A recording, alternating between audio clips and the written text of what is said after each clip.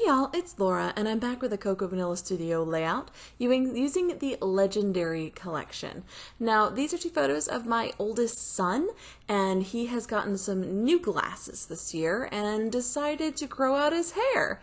And so I thought it was due for an update in his album of his current style, what he looks like, and seeing as how he doesn't have a lot of picture taking opportunities at the moment, with everybody being pretty much stuck at home, I decided that his updated look was a worthy reason to scrap some photos. So, being the sweet boy that he is, he agreed to let me take a couple of photos and go ahead and get them scrapped. This is going to be a star heavy layout, and it's also going to be using up a lot of scraps. So if you're down to scraps in your scrap bin or from your collections, this is a great place to start. To begin with, I pulled out these larger stars from the die cut pack. They have the look of a cut file, and I really like that. So I decided to go ahead and do a couple of these on the outside edges of the page, and then I'll bring in a bunch of smaller stars to scatter around them. Now what I'm initially thinking here is I want to do a bit of a balanced opposites kind of thing. So the side on the left is going to be top heavy, kind of trailing down into less stars at the bottom, and the right side will be the opposite. So I'll have a little spattering of stars at the top that leads down to a thicker layer of stars at the bottom. So kind of a yin and yang, they're opposites in a way. And I am pulling from the ephemera pack first because it had a lot of the neutrals, the grays, the dark blues, and those are colors that are present in my photos. So I want to make sure I include some of those before I go absolutely crazy with all of these punched and fussy cut stars. Now there is a star paper in the Legendary collection called All Star, and so I fussy cut a whole bunch of those stars out, even the teeny tiny ones, and went ahead and added them to this little pack, as well as punching out a bunch of scraps. This is a brilliant layout for using up scraps because it doesn't use any large pieces of paper at all.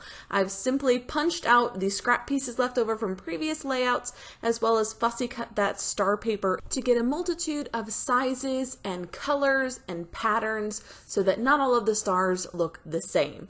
I will layer some of the smaller stars on top of the larger ones, but not all of them. I really want it to feel very random and just kind of tossed on there, as if you just grab these stars and just tossed them at the layout, and wherever they landed, that's where they got to stay. Obviously, that was not actually how I put this layout together, but it'd be kind of fun to give that a try, I think.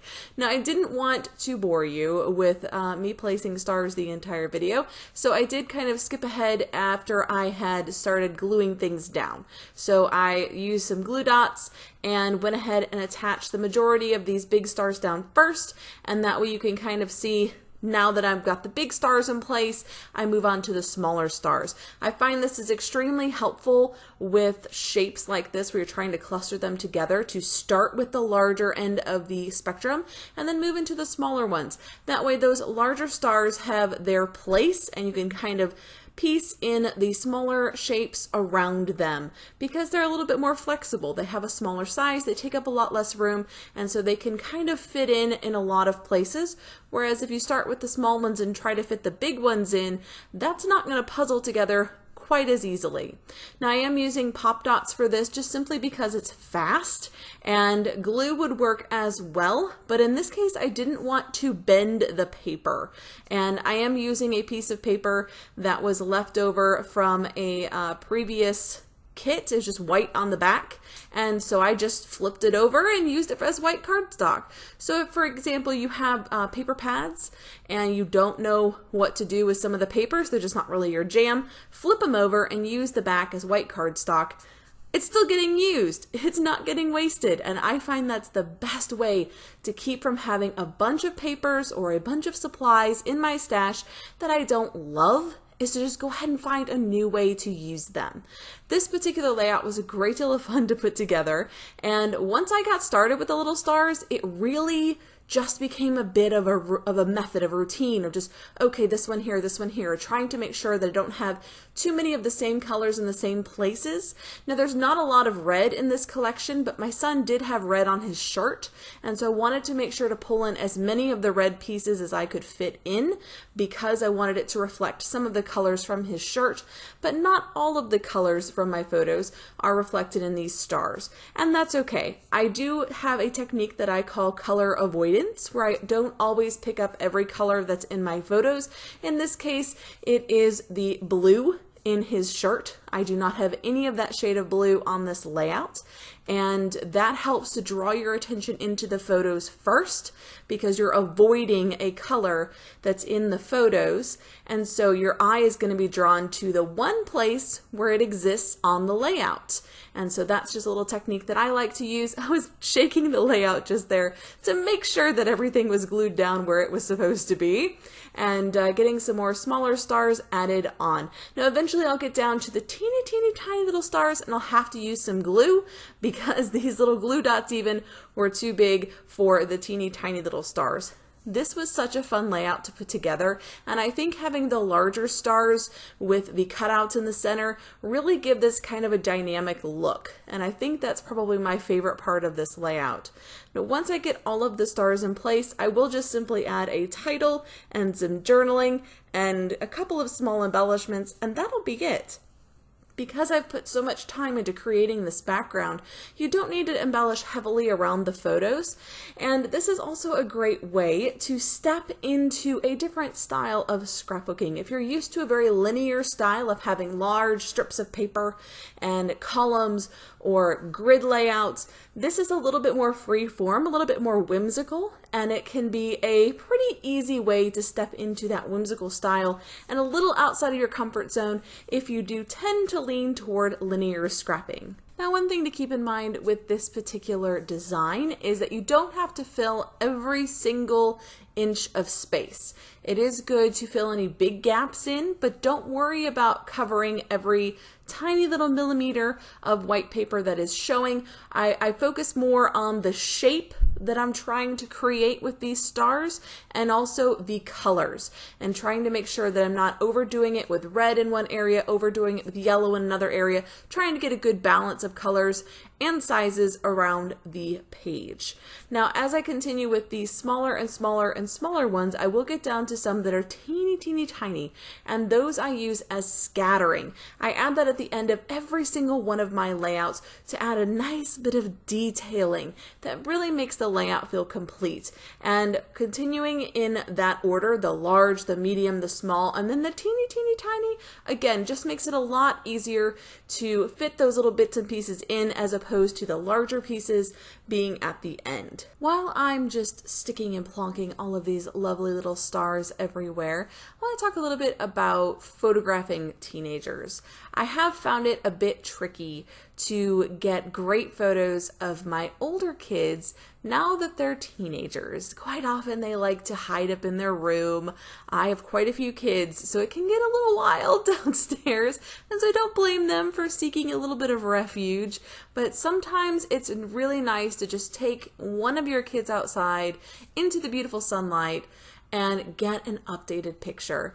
They don't have to smile. Sometimes I get better photos if they even just make silly faces or just act kind of goofy, and that's perfectly fine with me. In this case, I was documenting my son's long hair as well, so that's why I have a photo from behind. But normally I would do a photo that's up close like the one on the left, and then a full body shot on the right, just to kind of have an update of how do they look? What is their current style? What kind of clothes are they into at the moment? What colors are they favoring? Those kind of things may seem small, but it's interesting to see how much kids change from year to year, and how that style and the reflection of themselves changes as well. And so I think it's really neat to go ahead and have that kind of an updated look from year to year in their albums. I do create separate albums for each of my kids, and just try to document their journey separately, because I have so many siblings and I don't want them to feel like they get lost in the the family albums because maybe one of their siblings does things that, or they prefer to get their picture taken, or they do a lot of activities, and so we take a lot of photos. And I don't want them to feel left out. So they each have their own albums that celebrate them. So now that I have all of those extra bits and pieces trimmed off the outside, I have come in with some arrows and some little word phrases. Those came from a sticker sheet that I cut apart because it was almost done. And so I just went ahead and cut it apart and stuck it in with my ephemera pieces. Now I have this title. I had Hello Cool Dude, and I was going to try to use all 3 words, but once I got all of these stars in place, I really felt like it was a bit much. So I instead used a word phrase and then just cool dude. And I will tuck in my journaling ahead of that word cool, just above dude, and so that it kind of fills in that gap.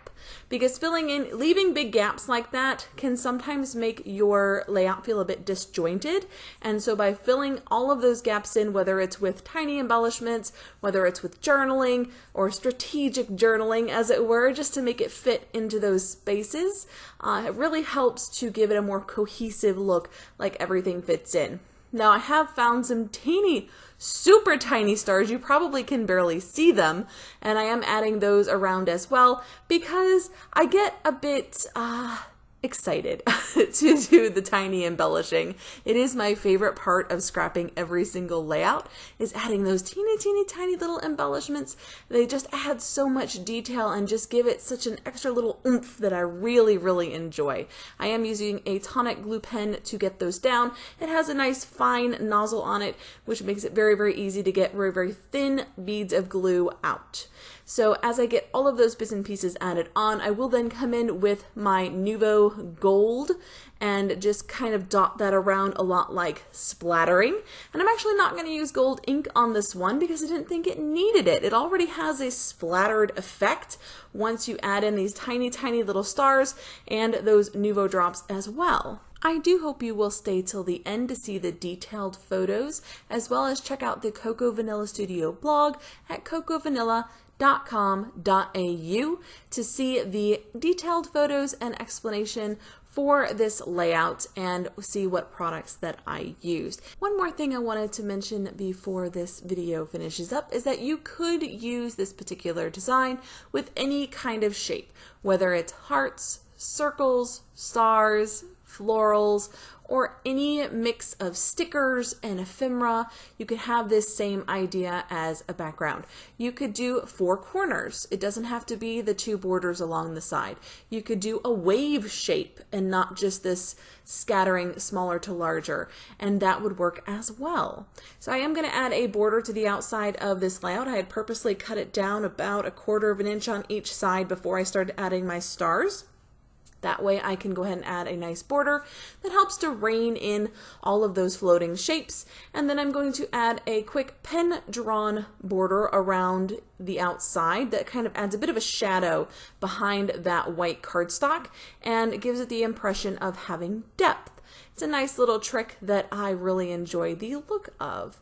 So now that I have everything in place where I want it, I've decided I'm going to bring in some more of these word phrase stickers and add them to some of the larger stars around the page. I will go in and kind of arrow cut out the sides of all of those, or fishtail, however you want to refer to it, and that just gives them a little bit more of a fun shape, and then just adhere those down because they are in fact stickers. So you see I'm just cutting out little arrow shapes on the edge of each side of those stickers and then just placing them down on top of the stars. And then I'll come in with my T-square ruler to add some journaling lines. Now I purposely wanted to fill in this space between my title and the photos, and I think just adding a little bit of journaling here is all I really wanted, and so that worked out perfectly. Adding some enamel dots to a couple of the stars and around a couple of the stars for, again, more of that added detail, and to use up some of these lovely little enamel dots. I especially love the small ones, and this collection has a nice long bead of the small ones, and those are absolutely my favorites. I love those tiny enamel shapes, but they're not the only thing I'm going to use. Like I mentioned earlier, I will bring in some Nuvo drops. They're crystal drops in gold, and they will add a little bit of a scattering effect all around the page. Of course, that's after I add my journaling. Now, in the journaling, I'm just talking about how this is an updated layout photo spread of his style and how his new glasses and his haircut give him or lack of a haircut, I should say, his hair length gives him a little bit of confidence. So just dotting around kind of randomly with the Nouveau just to give it a splattering look without actually having to make a giant mess with my gold ink and getting it all over the stars. This is a little bit more controlled and definitely functions in the same way. I hope you've enjoyed this layout, and until next time, bye guys!